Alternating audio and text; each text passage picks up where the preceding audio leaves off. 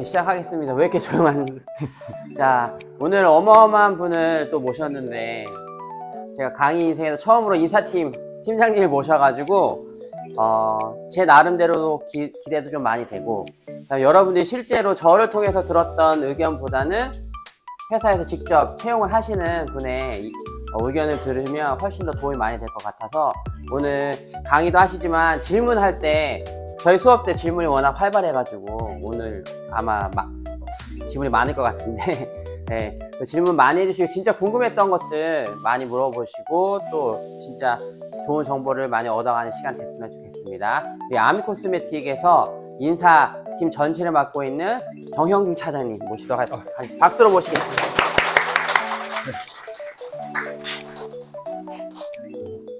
사실 조금 놀랬습니다. 저도 그렇고 아미코스메틱도 그렇고 이 정도 급은 아니거든요.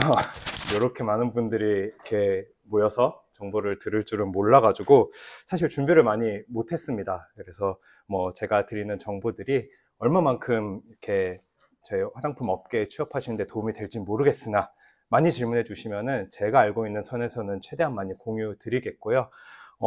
반대로 뭐 제가 사실 여기 알려드리는 거는 여기 앉아 계신 분들이 훨씬 더 이론적으로 많이 알고 있을 수도 있습니다. 저는 사실 실무를 하는 사람이다 보니까 학습을 하거나 뭐 연구를 하진 않거든요. 그래서 실무단에서의 어떤 분위기와 궁금한 거 있으면은 제가 이야기하는 중간에라도 괜찮으니까 편하게 질문해 주시면은 제가 답변 드리도록 하겠습니다.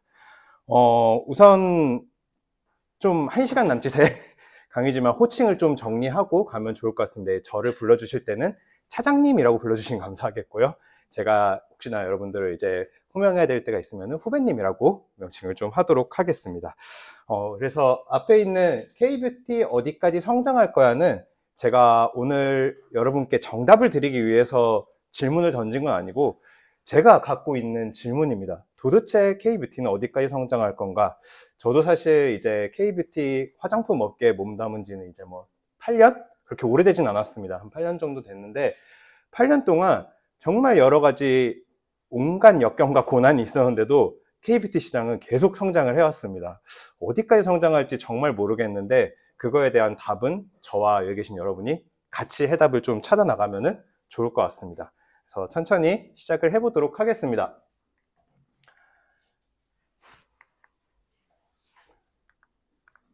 네, 일단은 이 순서로 진행하려고 하고 있고요. 그래서 K뷰티 시장은 어떤가에 대해 가지고 조금 글로벌하게 다뤄볼 거고, 화장품 브랜드사, 죄송하지만 제가 제조사가 어떤 일 하는지 저도 솔직히 자세하게 모릅니다. 저도 계속 브랜드사에서 업무를 했기 때문에 브랜드를 가지고 있고 그 브랜드를 가지고 유통하고 판매하는 회사는 도대체 무슨 일을 하는지 직무에 대해서 조금 설명드리겠고요. 마지막으로 어떤 사람을 채용하고 싶은지, 이건 정말 주관적으로 저의 기준입니다. 저의 기준이기 때문에 참고만 해주시면 좋을 것 같습니다. 그래서 이 순서로 조금 제가 알려드릴 수 있는 정보에 대해서 설명을 드리겠습니다. 먼저 잘 안 보이긴 하는데 저희는 2011년도에 법인으로 전환을 했고, 사실 창업주께서는 한 2006년도에 먼저 브랜드를 런칭해가지고 국내 시장에 한번 테스트를 해보고 그 다음에 다른 브랜드를 런칭해서 이제 중국 시장을 테스트해보고 그러면서 이제 사업을 영위해도 되겠다라고 판단하신 게 2011년도 11월이어가지고 그때부터 정식적인 법인으로 출범을 해서 이제 한 뭐 15년, 6년을 달려가고 있습니다. 지금 대표이사님은 그래서 현재 창업주는 아니시고 직원 수는 한 50명. 근데 이제 상해에 법인이 있고 저희도 미국에 법인이 하나 있고 뭐 판매직까지 하면은 뭐 60명 정도 될 것 같습니다. 그렇게 큰 기업은 아니고요. 매출액은 한 200억 정도. 네, 뭐 매출액 규모로 봤을 때는 사실 그렇게 큰 회사는 아닌데 아마 저희가 화장품 중소기업의 정말 표본일 것 같아가지고 아마 뭐 엄청 유명한 브랜드나 중견 대기업이 아니고서는 요 정도의 공통적인 성향을 가지고 있겠구나 라고 판단해 주시면 좋을 것 같습니다. 저희 말씀드린 대로 제조 공장은 없습니다. OEM, ODM사 다 맡기고 있고 저희 브랜드를 가지고 각 국가와 유통 채널을 통해 가지고 판매업을 영위하고 있고요. 저희는 이제 강남구 논현동에 위치해 있습니다. 여기 보시는 게 이제 아미 저희 회사 명칭인데, 저희 창업주께서 이제 창업을 하기 전에 굉장히 고민을 많이 하셨습니다. 대체 아름다움의 근본은 어디서 오는 건가에 대해 가지고 이제 물음표를 던지신 뒤에 창업을 하셨는데, 보시면 이게 싹아짜의 아름다울 밑자입니다. 그래서 아름다움은 대체 어디서부터 시작되냐라는 질문을 던져가지고 비전과 미션을 세웠던 게 우리 회사는 소비자들에게 경험을 전달해주자라는 이제 슬로건으로 시작을 했습니다. 이건 뒤에서 제가 조금 더 자세히 설명드리겠지만 저희는 절대 제품을 판매하는 데서 끝나는 게 아니라 고객들에게 건강한 경험을 주겠다라는 미션과 비전을 가지고 일을 하고 있었습니다. 그래서 저희는 95%가 기초 케어입니다. 색조도 조금 있기는 한데요. 색조가 저희의 그 시장을 점유하기 위해 가지고 나온 제품은 아니고 기초 케어와 같이 이제 프로모션을 하기 위해 가지고 조금 개발된 제품이어서 저희는 모든 제품이 다 기초 케어 중심이라고 봐주시면 될 것 같고, 제가 앞으로 설명드리는 거의 모든 이제 동종업의 제품들도 거의 기초 케어 중심이라고 봐주시면 되겠습니다. 저희는 한 10년 동안 굉장히 글로벌 시장을 많이 타겟을 했습니다. 런칭을 한 것도 보시면 미국, 유럽, 중동, 아시아 권역을 거의 가리지 않았고요. 저희의 제품을 소비자들에게 직접적으로 전달할 수 있는 유통과 국가라면은 어디든 가리지 않고 다 입점을 해가지고 저희는 노크를 했었습니다. 그 결과에 대해서는 제가 뒤쪽에서 한 번 더 설명드리겠습니다. 아미코스메틱은 3가지 장점이 있었습니다. 제가 있었습니다라고 말씀드리는 건 과거형입니다. 저희가 내년도에는 사업 계획을 굉장히 크게 변화를 줘가지고 저희가 이런 강점이 있었지만 분명히 약점도 있었고 이걸 보완하기 위해서 내년도에는 어떻게 가겠습니다 라는 거를 지금 막 세우고 있는데, 조금 더 자세하게 설명드리자면 브랜드가 엄청나게 많습니다. 이거 다 적은 거 아닙니다. 사실 10개가 넘는 브랜드가 있는데 강점과 단점이 분명히 명확할 것 같습니다. 그래서 혹시 여기 계신 분들께서도 내가 회사를 선택해야 된다라는 기준이 됐을 때 브랜드를 굉장히 많이 영위하고 있는 회사는 장점과 단점이 명확하다는 걸 좀 설명드리고 싶은 게, 타겟할 수 있는 고객이 굉장히 다양할 수 있습니다. 예를 들어 저희는 이제 포슐라라는 제품 같은 경우에는 중국에서, 특히나 중국에서도 굉장히 최상위의 부를 누리는 분들을 타겟으로 만든 제품입니다. 그래서 여기에 들어가는 원료, 가격대 굉장히 프리미엄하게 설정을 했고, 그리고 클리브, 키네프 이런 것들은 이제 그 다음 프리미엄, 그리고 이제 중저가의 제품들, 브랜드가 다양하면은 저희가 유통과 채널을 선점할 때 고민을 크게 하지 않아도 됩니다. 우리는 이 정도의 고객을 가지고 있으면은 이 브랜드를 꺼내가지고 런칭하면 되겠네? 라고 생각을 할 수 있겠는데, 이게 장점이자 굉장히 단점일 수 있는 게, 단점은 선택과 집중이 조금 어렵습니다. 결국에는 회사에는 한정된 리소스가 있고, 특히나 요즘 회사는 마케팅 비용을 굉장히 많이 투여해가지고 브랜드와 제품을 홍보하는데 이 모든 브랜드를 다 그 리소스를 투여할 수는 없거든요. 그래서 선택과 집중을 해야 되는 부분이 있기 때문에 너무 많은 브랜드를 가지고 있다? 물론 그 회사의 재무제표를 봤는데 엄청난 영업이익을 가지고 있다? 선택할 수 있겠지만 저는 개인적으로 너무 많은 브랜드는 내 리소스가 분산될 수 있으니까 조금 지양하는 것도 방법일 거라는 개인적인 사견을 좀 드립니다. 저희는 굉장히 많은 브랜드를 가지고 정말 다양한 채널들을 런칭하고 지금도 협업하고 있는 채널들이 있고요. 지금은 조금 잠깐 중단하고 있는 채널도 있고 신규로 런칭하는 채널들도 있습니다. 이거는 굉장히 강점이 됐습니다. 지금은 사실 K뷰티의 무대는 저는 국내로 한정 짓진 못한다고 생각하고 있고 글로벌 시장으로 뛰어들어야 되는데, 저희가 가지고 있던 유통과 채널들은 지금 저희 아미코스메틱에 있어서는 굉장한 강점이 되었다고 저는 말씀드릴 수 있을 것 같고요. 이거는 2023년도 저희가 수출했던 국가들의 매출액 규모를 좀 나타냈는데, 이때만 해도 저희가 중국이 1위였었습니다. 근데 24년, 25년 지내다 보니까 완전 순위가 뒤바뀌었고요. 지금은 저희 1위 매출은 폴란드입니다. 굉장히 낯서시죠? 저희는 1위 매출을 지금 유럽에서 가지고 가고 있고, 두 번째는 미국입니다. 미국은 제가 뒤에서 한번 설명드리겠지만 미국은 앞으로도 K뷰티 시장이 굉장히 집중될 거고 굉장히 확산될 거라고 저는 개인적으로 믿음과 확신을 가지고 있습니다. 그래서 사실 다국적으로 수출을 하는 회사들은 정말 다양하게 회사가 바뀝니다. 매출의 구조가 바뀌면은 집중해야 되는 리소스도 방향성이 바뀌어지고 그거에 맞춰가지고 조직 구조도 굉장히 다양하게 변화되기 때문에 화장품 회사, 특히나 글로벌을 타겟으로 하는 회사는 정말 재밌습니다. 정말 단 한순간도 단조롭거나 쉽게 일하는 곳이 없습니다. 정말 빠른 시장 내에서 빠르게 그 트렌드를 파악해가지고 새로운 시도를 하고, 남들이 하는 거는 또 똑같이 한번 따라해보고 거기서 또 새로운 것을 얻어내고, 그런 것들을 반복하기 때문에 저는 여기 계신 여러분들이 굉장히 좋은 선택을 하셨다. 화장품 업계에서 일하는 순간 정말 재밌는 경험들을 많이 하실 거다라는 거를 말씀드리고 싶습니다. 저희가 사실 예전에는 저희 이제 창업주께서 R&D 출신이었습니다. 연구개발 출신이셔가지고 좋은 원료를 가지고 좋은 제품을 만들면 좋은 소비자가 따른다라는 좀 그 의도를 가지고 계셔가지고 그 원료에 좋은 원료에 대해 가지고 특허랑 뭐 권리를 굉장히 많이 가지고 있습니다. 이거를 저희 쪽에서는 지식재산권이라고 표현하는데 저희는 지식재산권을 굉장히 많이 보유해서 그거를 빌미로 고객의 마음을 사로잡으려고 했는데 사실 지금 트렌드에서는 좀 맞지는 않습니다. 물론 뭐 비건 인증이나 여러분들이 잘 알고 있는 클린 뷰티를 위해 가지고 많은 회사들이 이제 해외 인증에 대해서 많이 노력을 하고 있는 건 사실이나 저희는 이제 너무 많습니다. 이제 인증이 막 700건. 사실 이 정도로 많이 가지고 있는 거는 아까 말씀드렸듯이 좀 리소스를 분산시킬 수 있어가지고 지금은 저희도 좀 줄여나가고 있습니다. 그래서 정말 필요한 특허와 정말 필요한 지식재산권 제외하고는 조금씩 줄여나가고 있어가지고 저희의 강점 3개 중에 사실 2가지는 지금 좀 정리를 하고 있고 하나, 글로벌에 대해 가지고 더 확장할 계획과 그리고 앞으로의 그림이 있다라는 거는 지금도 장점이라고 좀 말씀드리고 싶습니다. K뷰티 시장이 어떤지는 사실 저보다는 여기 계신 분들이 훨씬 더 잘 알 것 같지만 그래도 한번 리뷰하고 넘어가겠습니다. 미국, 유럽, 중국 일단은 이렇게 3가지 카테고리만 좀 구분하고 싶은데 왜냐면 저희가 요 3가지에 집중을 하고 있어가지고 요거 아닌 쪽은 저도 자세하게 모릅니다. 그래서 제가 조금 경험했던 거 위주로 조금 설명드리자면은 지금 흰색 그래프가 나타내는 거는 오프라인 시장입니다. 그리고 색깔 있는 그래프는 온라인. 이미 중국은 한국보다 온라인 점유율을 굉장히 많이 가지고 있고 올해 저도 중국에 출장을 많이 가봤지만 사실 모바일로 모든 것을 할 수 있는 게 중국에서는 인프라가 갖춰져 있기 때문에 굳이 오프라인에서 구매를 하지 않더라고요. 물론 오프라인 매장에 사람은 바글바글합니다. 가보면은 굉장히 소비자들은 많은데 결국 구매는 온라인으로 이어진다는 굉장히 독특한 특징이 있고 반면에 유럽은 아직까지도 오프라인에 대한 매출 구조가 굉장히 높습니다.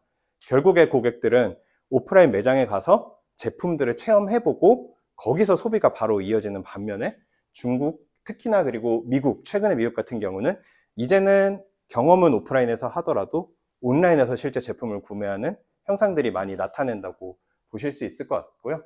특히나 이제 미국에서 아마존, 유럽에서도 아마존, 중국에서 뭐 도우이나 티몰 같은 경우에는 사실 많이 경험해보지 못하셨겠지만 중국에서는 엄청난 시장과 규모를 자랑하는 플랫폼입니다. 이미 온라인 시장이 글로벌 시장 속에서 굉장히 확산되고 있기 때문에 K뷰티도 그 안에서 진입할 수 있는 장벽 자체가 조금은 낮아졌다. 그래서 글로벌의 회사들이 그렇게 목숨을 건다라고 생각해 주시면 될 것 같습니다. 미국에서는 얼타뷰티, 아마존, 그리고 틱톡샵, 특히 저는 틱톡샵 여러분들도 혹시나 이게 된다면은 틱톡샵에 저희 K뷰티들을 많이 좀 봐주시면 좋을 것 같습니다. 지금 사실 많은 브랜드사들은 틱톡샵에 속된 말로 돈을 진짜 많이 쓰고 있습니다. 네. 아마존에서는 이미 성공이라고 표현은 그렇지만 어쨌든 이미 K뷰티를 알리고 있는 브랜드들이 많아졌는데 틱톡샵은 이제 막 시작하고 있는 신생부터 이미 시장을 점유하고 있는 브랜드까지 많이 지금 접근을 하고 있기 때문에 만약에 회사를 선택하는데 그쪽에서 틱톡샵에 많이 집중하고 있다. 그 회사는 굉장히 트렌드함을 잘 읽고 미국 시장을 굉장히 전략적으로 접근하고 있구나 라고 이해해 주시면 될 것 같습니다. 물론 아닐 수도 있겠지만 기본적으로 저는 요 3가지가 지금 미국 시장에서는 굉장히 트렌드를 이끌고 갈 플랫폼이라고 생각을 하고 있고요. 보시면은 뭐 너무 잘 알고 있을 겁니다. 코스알엑스, 뭐 메디큐브, 라네즈는 전 잘 모르겠고 뭐 조선미녀, 스킨천사 이런 것들이 이미 아마존에서 많이 K뷰티의 시장 점유율을 차지하고 있기 때문에 사실 요 밑에 있는 회사들은 입사하실 수 있는 기회가 있다면은 저는 정말 적극적으로 권장을 드리는 회사들입니다. 사실 과거 제가 처음에 화장품 업계에 들어왔을 때만 해도 아모레퍼시픽, LG생활건강 사실 양대산맥을 넘어갈 만한 회사가 있을까라는 좀 퀘스천이 들었는데 지금 사실 그 메디큐브 보시면은 이미 기업의 평가 가치가 조 단위가 넘어갈 정도로 굉장히 글로벌화 되었고 그 기업도 굉장히 성장을 했기 때문에 이런 회사들 저는 정말 많이 봐주시고 이쪽에 채용공고나 이런 것들 많이 관심 가져주시면 좋을 것 같습니다. 그래서 각 회사들이 지금 어떤 방식으로 미국의 시장들을 점유하고 있는지에 대해 가지고 한번 유심히 봐주시면 좋을 것 같고요. 왜 회사들이 미국 시장을 타겟으로 하는지, 미국은 일단 인구 자체가 굉장히 많은데요. 거기서 K뷰티가 지금 성공했다고 하지도 않을 정도로 지금 아예 초기 단계입니다. 미국 전체 인구 중에 4% 정도만 지금 K뷰티의 제품을 경험해가지고 사용하고 있는데, 앞으로도 잠재적인 고객은 한 전체 인구의 44%, 1억 5천만 명 정도가 더 구매를 할 거라고 예측을 하고 있고요. 특히 지역적으로 봤을 때 사실은 이제 외곽 쪽에 있는 주들에서 많이 K뷰티의 제품들이 구매가 일어나는데 점점 더 안쪽으로 들어올 겁니다. 그러면은 시장은 점점 더 커질 거고, 여기서 화장품 회사들이 가져갈 수 있는 점유율은 점점 더 높아질 거라고 보고 있어가지고, 사실은 지금 모든 회사들이 미국 시장을 진출하는 게 늦었다라고 생각되시는 곳도 많이 있을 텐데, 늦지 않았습니다. 미국은 앞으로도 저는 더 성장할 수 있는 국가라고 생각하고 있어가지고, 혹시라도 이제 회사를 선택하고 검토를 할 때는 미국 시장을 타겟하는 회사도 같이 점검해 보시면 정말 좋을 것 같습니다.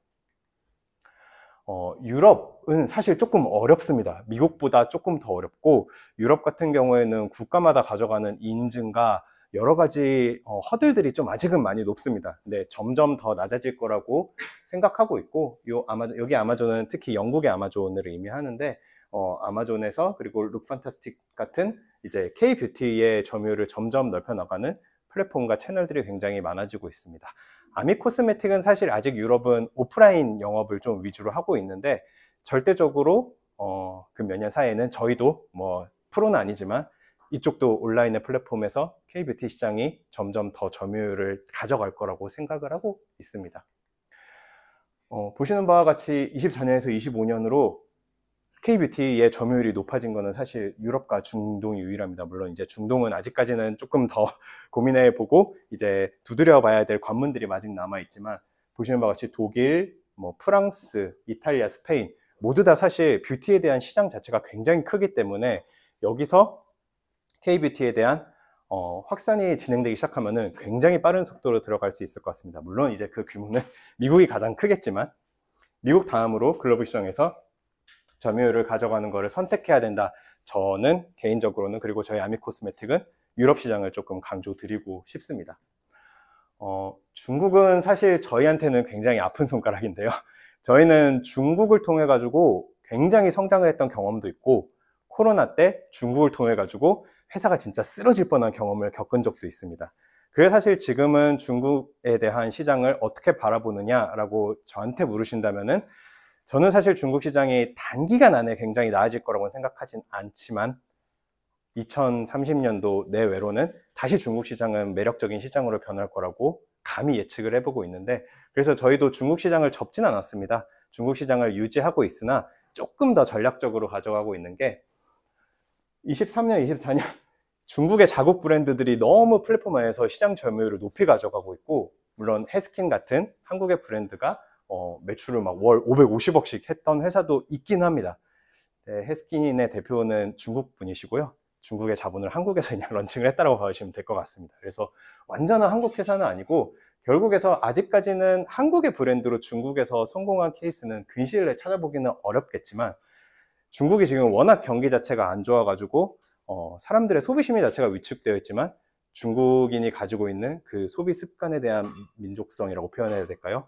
그 씀씀이는 엄청납니다. 저도 한번 경험해 본 적이 있지만, 그 부분들이 다시 경기가 활성화된다면은 다시 K뷰티의 기회는 있을 거다라는 생각은 하고 있고, 그럼 그때까지 중국을 영업하는 분들은 뭘 해야 돼요? 라고 물어보신다면, 여기 보시는 이머징 시장, 결국에는 잠재 국가들에 대해 가지고 조금씩 노크를 해보면 좋을 것 같습니다. 브라질, 인도, 아프리카, 호주 이런 쪽은 일단 기본적으로 인구수가 많기 때문에 이쪽에서는 정말 작은 점유율만 가져가도 큰 매출을 가져갈 수 있기 때문에, 중국에 대해 가지고는 현상을 유지하면서 물이 들어왔을 때 놓을 절을 준비를 한다면은 동시에 잠재적인 시장도 같이 공략을 하면서 전략적으로 나가면은 좋을 것 같다라는 게 이제 저희 아미코스메틱의 판단이어가지고, 저희는 중국 영업팀을 아시아 영업팀으로 이름도 바꾸고 아예 아시아와 이제 신흥 국가들을 타겟으로 업무를 하고 있습니다.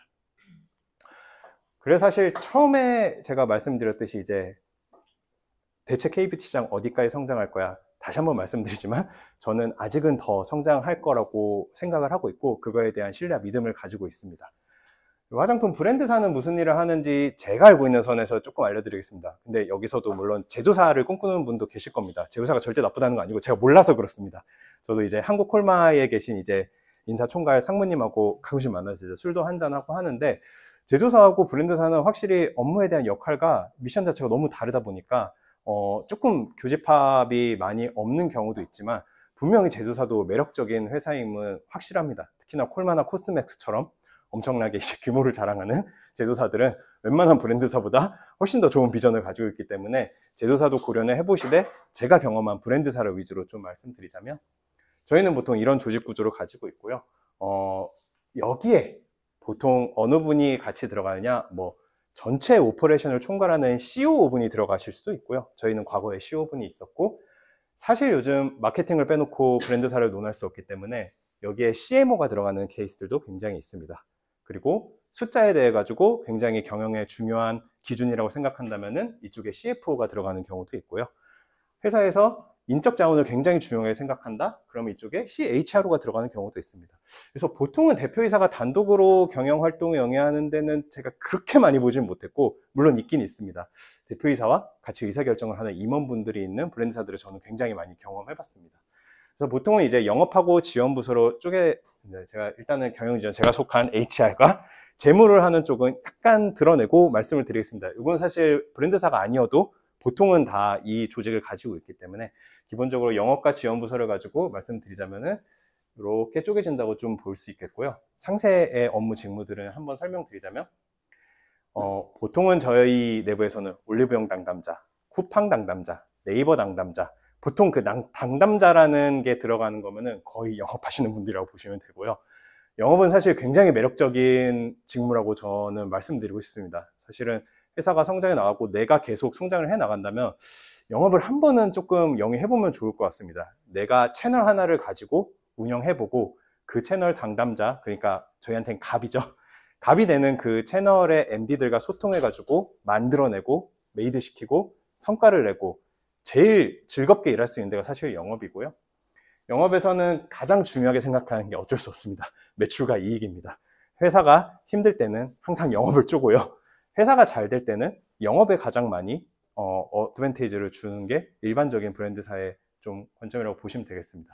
그리고 특히나 영업을 처음 시작할 때는 보통 영업관리, 영업지원이라는 직무가 있는데 그 영업에서 매출을 관리하고 보통은 그 영업단이 얼마나 매출을 했으며 이거에 대한 비용을 얼마나 썼는지를 저희는 이제 회계 마감이라고 표현하는데 회계 마감을 하는 분이 따로 있습니다. 이분들은 보통 제품들을 오더가 들어오면은 내보내는 역할도 같이 하고요. 그래서 요 앞단에 보시는 SCM의 역할과 영업단의 이 회계 쪽과의 연결되는 그 역할을 하시는 분이 있는데 보통은 이분들을 주니어로 많이 채용을 합니다. 그래서 저희 같은 경우에는 영업으로 지원하시더라도 영업 관리를 먼저 경험해가지고 모든 채널들의 성향들과 특성들을 파악한 뒤에 영업으로 성장시키는 루트를 가져가는 조직도 있습니다. 그리고 많은 브랜드사들이 그 루트를 가지고 영업력을 좀 키워나가는 회사들이 있습니다. 마케팅 정말 중요합니다. 특히나 코로나 이후로 마케팅을 빼놓고는 사실 브랜드사를 얘기할 수 없을 정도로 마케팅이 가져가는 역할 자체가 굉장히 크고요. 아까 말씀드렸듯이 이제 대표이사와 같이 임원의 역할을 할 때 거기에 CMO가 들어가는 경우가 굉장히 많이 있을 정도로 마케팅은 정말 브랜드사에서는 빼놓을 수 없고 결국에 이들이 가장 많이 하는 거는 영업이 잘 팔 수 있도록 환경을 조성해 주는 역할인데 브랜드, 제가 뒤에서도 브랜드의 중요성을 한 번 더 강조할 건데 브랜드를 마케터와 BM에서 관리하기도 하지만 저희 같은 경우는 마케터 쪽에서 더 많이 관리합니다. 마케터가 브랜드를 관리하고요. 콘텐츠, 여러분들 항상 보시는 쇼츠나 릴스 이런 것들을 관리하는 것도 사실 마케팅 쪽에서 많이 영위하고 있고 협업도 제일 많이 합니다. 마케팅 같은 경우에는 사실 지원부서, 영업부서 할 것 없이 사실은 굉장히 많이 협업을 하고 이를 통해 가지고 소통을 많이 하기 때문에 마케터들은 사실 우리 브랜드와 제품을 굉장히 의미 있고 가치 있게 만들어주는 사람을 마케터로 하기 때문에 마케터 채용할 때 저도 굉장히 중요하게 생각하고요. 마케팅은 지금은 저는 BM과 같이 회사에서 중추적인 역할을 하는 두 직무 중에 하나라고 생각하고 있습니다. 그래서 이들은 사실은 브랜드와 제품을 인지도와 선호도를 이제 조사를 하는데 이게 사실 이제 성과라고 보기에는 애매할 수 있는 게 있어가지고 이제 많은 회사들이 키워드 검색량이나 이런 걸로 이들의 성과를 판단을 하고요. 기본적으로 이제 프로모션이나 영업 활동을 마케터로서 서포트를 할 때 마케팅 활동을 하고 이후에 얼마만큼의 변화가 있느냐를 가지고 이들의 성과를 측정하기도 하고요. 기본적으로 컨텐츠, 좋아요, 댓글, 공유 이런 것들을 많이 이제 KPI라고 하죠. 성과를 측정하는 지표로 삼기는 하는데 사실 요거는 저는 잘 모르겠습니다. 퀘스천입니다. 요게 얼마나 매출에 연관이 되느냐를 객관적인 증빙 자료를 가지고 내건다면은 성과라고 볼 수 있겠지만 요거 자체가 굉장히 성과라는 거는 저는 아직 체감은 하진 못하지만 기본적으로는 요거가 증가를 하게 되면은 우리 브랜드와 제품을 알리는데 효과적이다라고 판단을 해가지고 이 지표를 많이 넣는 회사들이 있습니다. 로아스나 CPC 같은 거는 저도 마케터는 아니지만 기본적으로 요거에 대한 이해도는 미리 알아두시는 게 좋습니다. 회사에서는 굉장히 중요한 지표로 가져가고요. 뭐 결국에는 광고비를 태우겠죠. 마케팅을 하게 되면은 광고비를 태우면 그 광고비에 대비해가지고 매출이 얼마나 났느냐를 판단하는 이제 근거인데 이런 것들은 사실 온라인 영업을 열심히 하고 있는 회사라면은 반드시 가져가는 용어들이기 때문에 여기 있는 기본 언어들은 미리 숙지하고 가시면은 도움이 된다라고 좀 미리 말씀드리고 싶습니다. 저도 잘은 모릅니다. 근데 이런 것들이 KPI에서 그 마케팅을 측정하는 성과를 측정하는 지표에서 굉장히 많이 쓰이는 단어들입니다. CS가 없는 회사들도 많이 있고 CS를 외주를 줘가지고 우리 회사 직원이 아닌 데서 관리하는 것도 많은데 저는 그거는 개인적으로는 좀 반대하는데 CS는 고객들이 마지막으로 만난 브랜드 상담자입니다. 내가 이 제품을 써가지고 궁금한 게 있으면은 전화를 했을 때 CS 상담자가 받거든요. 결국에 우리 브랜드의 얼굴이자 우리 브랜드를 대응해주는 사람인데 외부의 인력을 쓰는 거는 사실 우리 브랜드를 깊이 있게 고객들과 밀접하게 연관을 가져가고 싶다라는 관점에서는 조금 아니라는 게 개인적인 제 생각입니다. 물론 이제 너무 매출이 커가지고 내부적으로 CS를 가져갈 때 너무 많은 인원이 필요하다. 그러면 이제 외부 소싱을 할 수는 있겠지만 기본적으로 우리가 우리 브랜드를 알리고 제품을 알리는데 고객들과 최전선에서 만나는 사람이 필요하다. CS는 반드시 필요하다는 게 제 개인적인 생각이고 뭐 응답 속도, 처리 완료 시간 이런 것들 굉장히 CS도 이제 신속함을 요구하기 때문에 이런 것들을 성과의 지표로 많이 보고 있습니다. 이제 VOC 이제 고객들의 클레임을 상담하거나 아니면 고객들의 칭찬 이런 모든 소리들을 데이터화 해가지고 이를 영업에 전달하든지 아니면 뭐 품질 관리나 여러 가지 부서에 전달을 해가지고 고객에 직접 들은 소리를 전달하는 역할을 하는 게 CS이기 때문에 지금은 CS라는 표현보다 CX, 고객 경험을 관리하는 직무다라고 많이 얘기하고 있습니다. BM도 마케팅과 같이 굉장히 회사에서는 중요한 역할을 한다고 저는 말씀드리고 싶습니다. 물론 이제 회사마다 중요하게 생각하는 직무들이 다르지만 저는 마케팅과 BM, 아까 말씀드렸지 이 두 직무가 정말 회사의 중추적인 역할을 한다고 생각하고 한동안 마케터와 BM의 역할이 굉장히 비슷했던 경험이 있습니다. 마케터가 제품을 개발하기도 하고 제품 개발하는 사람이 마케팅을 하기도 하고 그랬었는데 아미코스메틱은 그걸 구분해가지고 활용하고 있고 사실 BM 같은 경우는 처음에 제품을 만들기 전부터 시장 조사를 하는 것부터 마지막에 영업단에서 제품이 런칭됐을 때까지 BM이 전체 프로세스를 관할합니다.